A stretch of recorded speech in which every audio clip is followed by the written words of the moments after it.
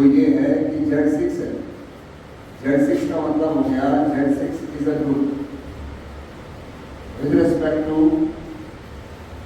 Obvious सी बात है एडिशन 6 होगा और Z6 प्लस 6 ये होगा।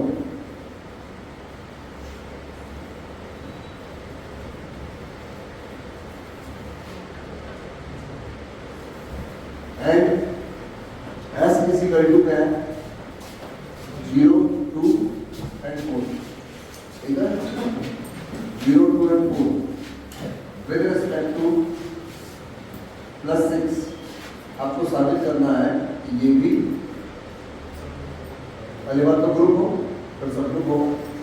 तो नंबर 1 की ये है कि 0 2 4 0 2 4 प्लस 6 के रिस्पेक्ट में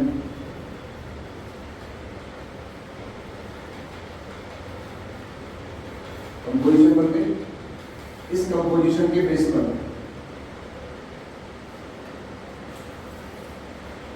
एक तरीका तो ये है कि आप क्लोजर प्रूफ करें, आप एसोसिएटिव प्रूफ करें, आप आइडेंटिटी प्रूफ करें, आप इनवर्स प्रूफ करें, ठीक है। एक तरीका तो ये है जब S इटसेल्फ ग्रुप हो जाएगा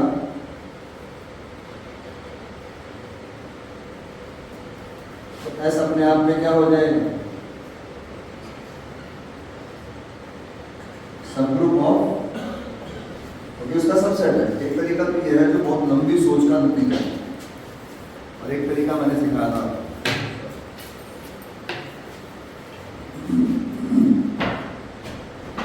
ये है। यहां पर गौर करिएगा, इसकी बात करूं here identity is equal to कितना है 0। इसमें भी here identity is equal to 0 with respect to किसके, तो दोनों का सेम कंपोजिशन के रिस्पेक्ट में आइडेंटिटी सेम है। ओके, अब यहां पर इनवर्स ऑफ 0 इज 0 किससे जोड़ेंगे 0 आ जाए, 2 इज 4 एंड 4 इज, मेरे ख्याल से इन एलिमेंटों के जो इनवर्स S के अंदर है वही इनवर्स G के अंदर भी हो।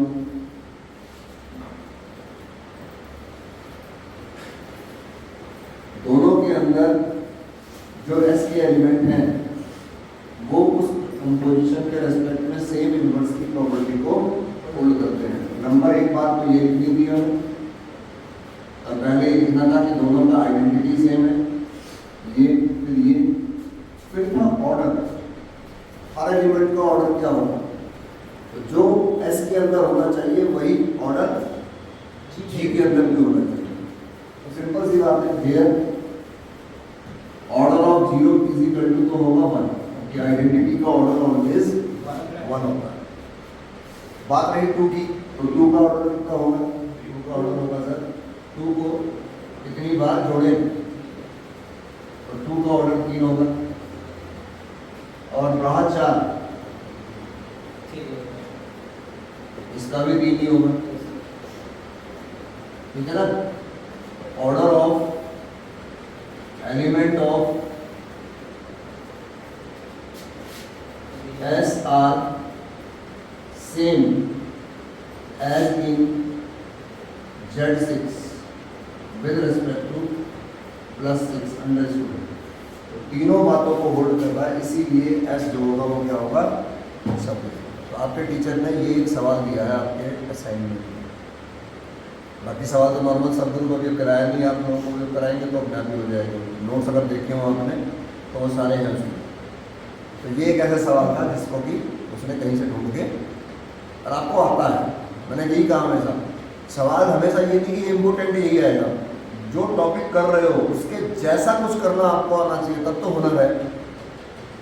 अब यही सवाल है, यही आ गया, आपने कहा जी बड़ी बढ़िया पेपर हो गया, हम कह रहे हैं कि हमने ये चीज़ सीखी और इसके इस्तेमाल से कभी पेपर में अगर ये करने को आ जाए तो वो अगर होगा तब तो फायदा है। तो डब्बा गोल है। फिर बीएससी की किताबों का काम यह है, किताबों से बाहर जरा सा आ जाए पेपर पूरा हिल जाता है हम लोग। अब ये क्वेश्चन किताब कॉपी में नहीं है, किताब में नहीं है, तो सोच में भी नहीं। मैं समझता हूँ कि ऐसी सवालों के लिए कुछ भी आपके लिए नया नहीं है, हो जाना चाहिए। उसका तो जिक्र ही नहीं कर रहे हो, साइकिलिंग होगा या नहीं होगा उसको तो मैं चेक ही नहीं किया।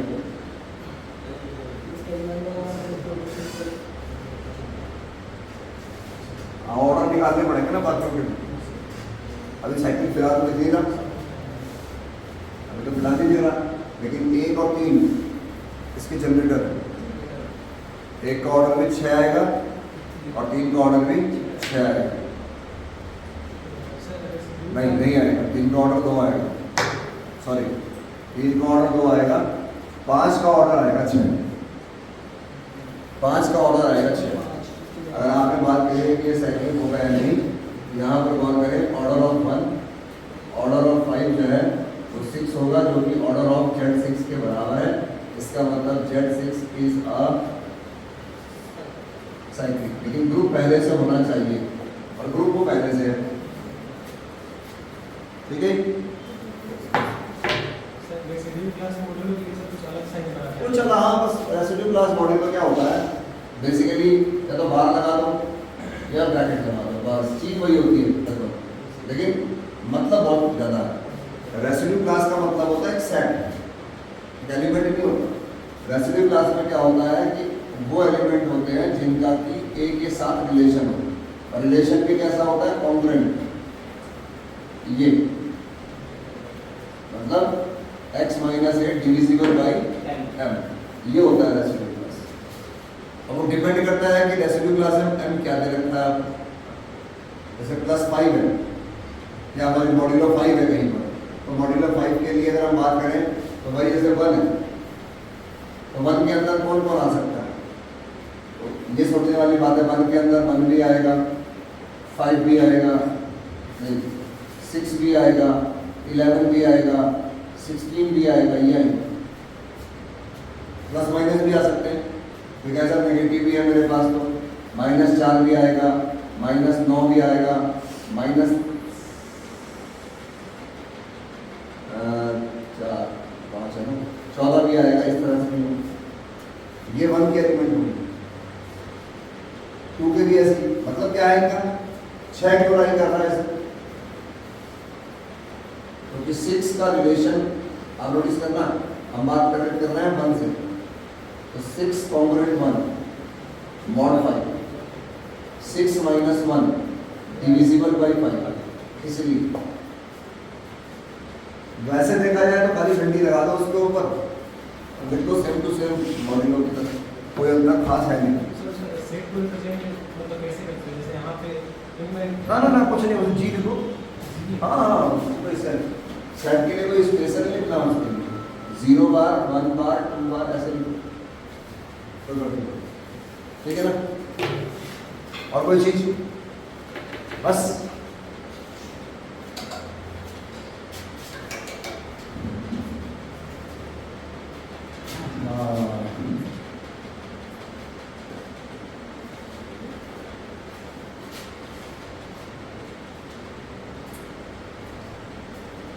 देखिए, जब वीडियो देखते हैं तो उसको जूम कर लीजिए, जूम। जैसे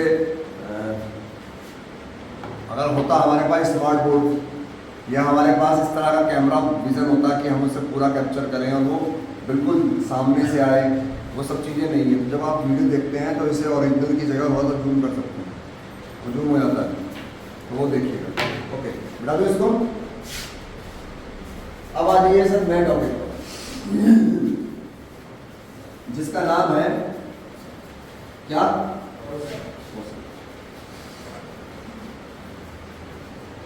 बड़ा ही बढ़िया टॉपिक है। और मैं आपको बता दूं, इसमें से कोई 2 या 3 गर्म होगी जो कर लीजिए, वो सेट को कोई पूछता भी नहीं है, लेकिन नहीं ऐसी गलती होती है। कोसेट के अंदर से इतना मान के चलिए, एक लाग्रांज की थ्योरम है, एक आइडेंटिकल वाली थ्योरम है, एक HH बराबर H वाली थ्योरम है, 3 थ्योरम है। सब करते हैं और सारे नहाते हैं, सारे धोते हैं, कुछ नहीं लगता उसका नाम। बाकी कोई पूछता भी नहीं कोसेट में क्या है। लेकिन कुछ एक दो थ्योरम ऐसी भी हैं जो तोते उड़ा सकती हैं, तो करिएगा ढंग से। हमने भी ये नोट्स बनाए हुए हैं, तो आपके लिए नोट आज के लिए कोरोना काल 2020 के, इसीलिए देखो लाइनिंग वाले नोट्स से लिए। तो जिस साल कोरोना आया था उतना काम ऑफलाइन हो चुका था, यहाँ से ऑनलाइन हो चुका। जिंदगी में पहली बार नोट्स लिखे थे तब ये था, इसीलिए लाइनिंग कॉपी में नोट्स लिखे। रेडी, बोला जाए। Cosets in a group. कोई पूछेगा कि भाई कोसेट्स क्या होते हैं, आप कहना कि एक सेट होता है बस, नॉन एम्प्टी, जो कि सबसेट होता है, सब ग्रुप नहीं होता। हो गया तो ठीक है, अच्छी बात है। लेकिन हमने यहाँ ये नहीं कहा कि सब ग्रुप होता है, ये होता, तो खाली इतना कह रहे हैं कि कोसेट एक तरह का सेट होता है नॉन एम्प्टी, जो कि सबसेट है ग्रुप। अब इसके लिए शुरुआत क्या है सर आपके पास, अगर आप अपने नोट्स में देखेंगे, डेफिनेशन में देखेंगे, तो यहाँ पर आपके लिए और मेरे लिए लिखा है point number 1, if G is a group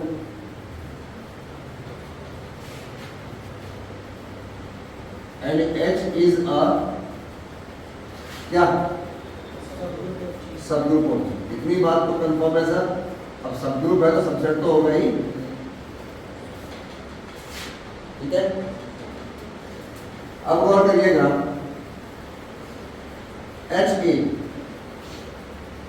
हमने लिखा इस प्रकार से, जहां पर A बिलोंग करता है G को, या AH हमने लिखा A इंटू H, जहां A बिलोंग करता है G को। अब जाहिर सी बात है A G को बिलोंग करेगा, H जो है वो किसको बिलोंग करेगा,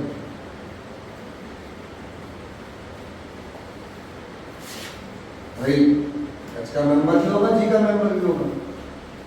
ऐसे भी लिखते हैं कई लोग, पर ये देखने को नहीं मिलेगा, बहुत रेयर एक दो जगह देखने को मिल सकता है।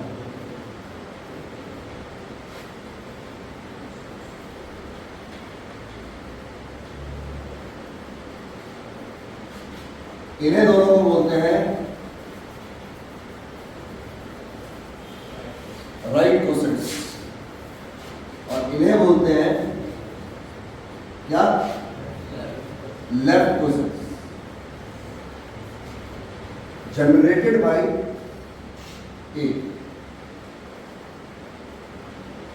some element of G। क्योंकि A राइट में लिखा है तो राइट कोसेट, लेफ्ट में लिखा है तो लेफ्ट कोसेट। बस ये एडिशन के रेस्पेक्ट में है, और ये यही देखने को मिलेगा पूरे टॉपिक में। हर जगह थ्योरेटिकल देखोगे तो मल्टीप्लाई मल्टीप्लाई मिलेगा, एडिशन में देखने को नहीं मिलेगा कई बार। इसलिए ये राइट कोसेट कहलाते हैं, ये लेफ्ट कोसेट कहलाता है, जनरेटेड बाय ए है। और अगर आप देखें पूरी परिभाषा आपके सामने लिखी है, लिखा है if G is any group and H is any subgroup of G, A be any element of G, any element of G, so let HA is called a right coset of H in G generated by A, and AH is called left coset of H in G generated by A. HA and AH are both subset of G, and cosets are not necessarily subgroup of। Concept बड़ा clear होना चाहिए, रटने के लिए, पढ़ने के लिए अपनी बात हिल लेनी चाहिए। कोई आदमी कह दे भाई होगा या नहीं होगा, हाँ हो भी सकता है, ये नहीं, गलत भी बोलो ना तो कॉन्फिडेंस से बोलो, उसके लिए गलत होगा, मेरे लिए सही था, मैं कॉन्फिडेंट। अगर नहीं सर देखा नहीं, झूठे को झूठा आदमी बढ़ जाता किसी बात में, ना ना उसके बाद कसम खा रहा मैं, ना ना सच कह रहा मैं, क्या करें, फिर डंडे का इस्तेमाल होता है। तो वाइवा में जैसे करते हो आप, कैसे घुमाता है साइकोलॉजी में टीचर आपको, हाँ भाई जवाब पक्का, अच्छा ऐसा होता है, उसका चेहरा देख देख के अपने जवाब पलटे जा रहे हैं, बेवकूफ हुआ। कई बार तो उसे खुद को नहीं पता होता मैंने क्या पूछ लिया। बोल गया सर, तब मुझे तो यही मालूम है फिलहाल, बस खत्म, ज़्यादा आर्ग्यूमेंट नहीं है कुछ नहीं। तो मतलब अगर मुझे लगता है कि यार मैं गलत भी हूँ या सही भी, मैंने क्या कहा, हमेशा बात बोलिए तो कॉन्फिडेंस के साथ बोलिए, और उसके बाद उसमें अगर कोई सजेशन आता है तो उसके लिए बदलाव के लिए तैयार रहिए, लेकिन पढ़िए मत क्या सर मुझे तो यही पता है, तो कोई बताए तो अच्छी बात है, फिर ठीक है सर अब करेक्शन कर दिया मैंने, उसमें कोई बुराई नहीं है। यहाँ पर मैंने पहले भी कहा कोसेट क्या है, कोसेट एक तरह का सेट है, नॉन एम्प्टी सेट है, जो कि सबसेट होगा किसी ग्रुप जी का, जो कि उसके सब ग्रुप से, किसी सब ग्रुप में जी के किसी एलिमेंट से, सारे नहीं, जैसे मेरे कभी कभी दिमाग में आता था डब्ल्यू ग्रुप,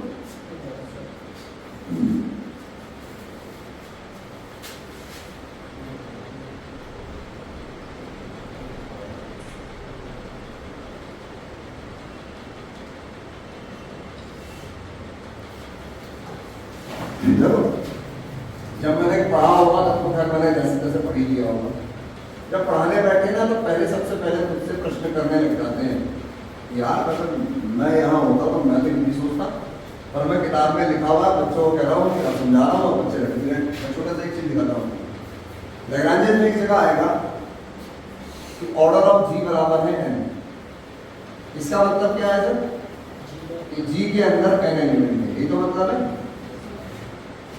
ठीक है। H जो है सबसेट है जी का, एंड H इज सब ग्रुप है।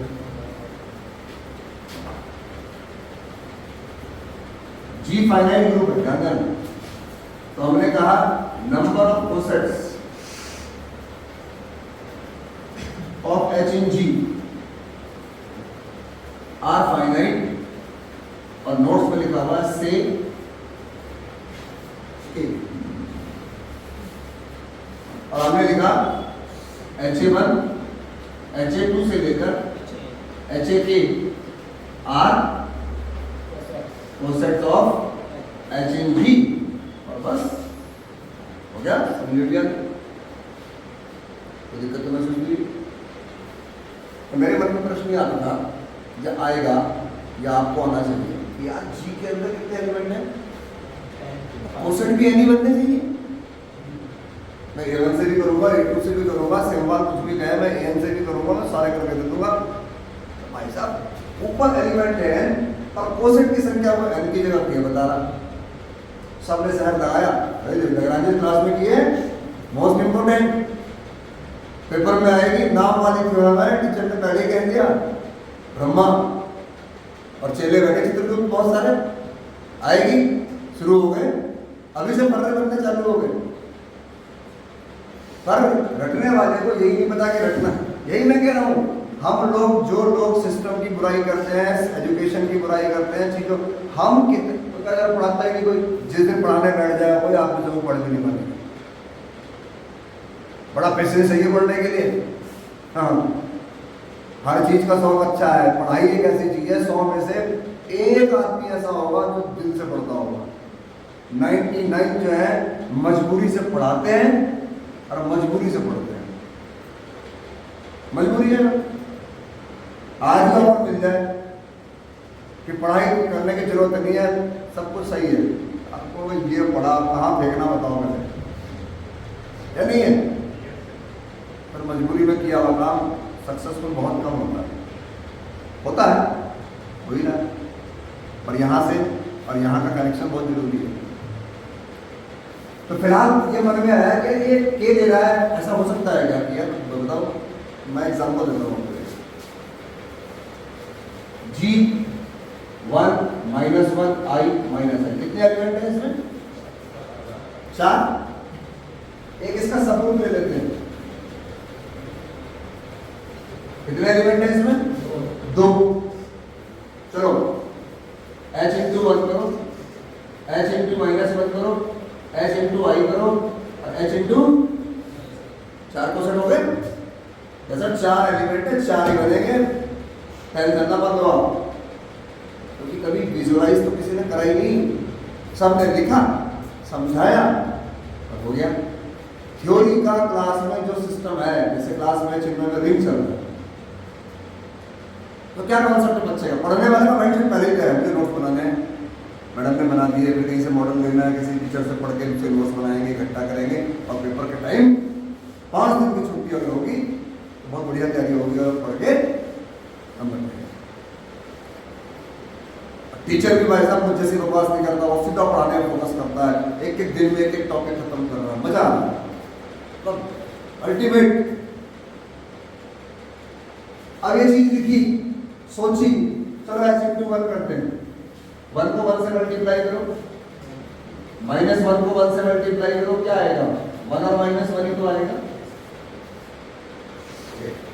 h इंटू -1 करो,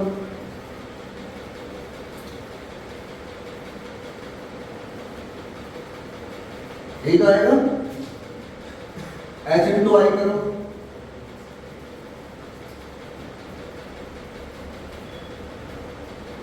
यही तो आएगा, h इंटू -i करो,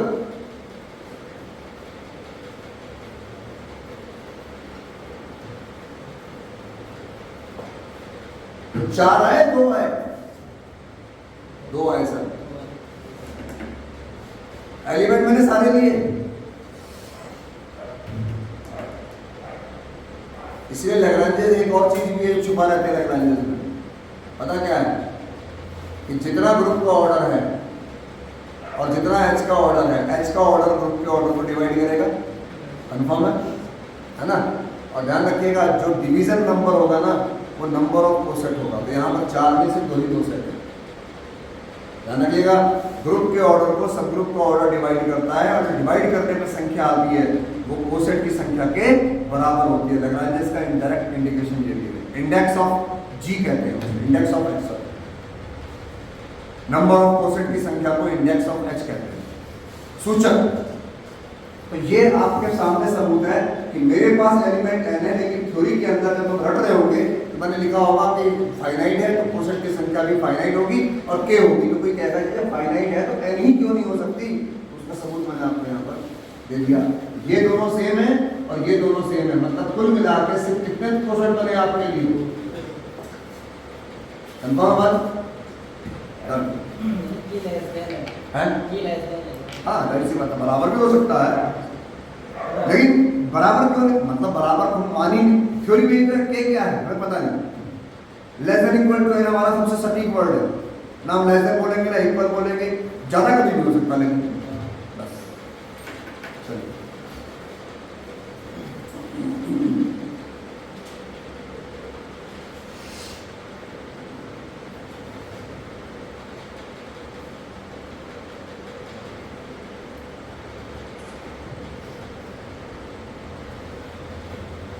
ईमानदारी वाला काम होना हर जगह, काश हम भी होते विद्वान, देखो हम भी घसियारे ना होते विद्वान होते, अगर ईमानदारी वाला काम होता, पढ़ाई ईमानदारी होती, मुसीबत है ईमानदारी है नहीं, हम भी ईमानदार नहीं है क्योंकि हमें भी कम आता है, क्योंकि हमने भी कम सीखा है, आप भी कम जानोगे तो आप भी कम ईमानदार रहोगे, टीचर भी बायस होता है।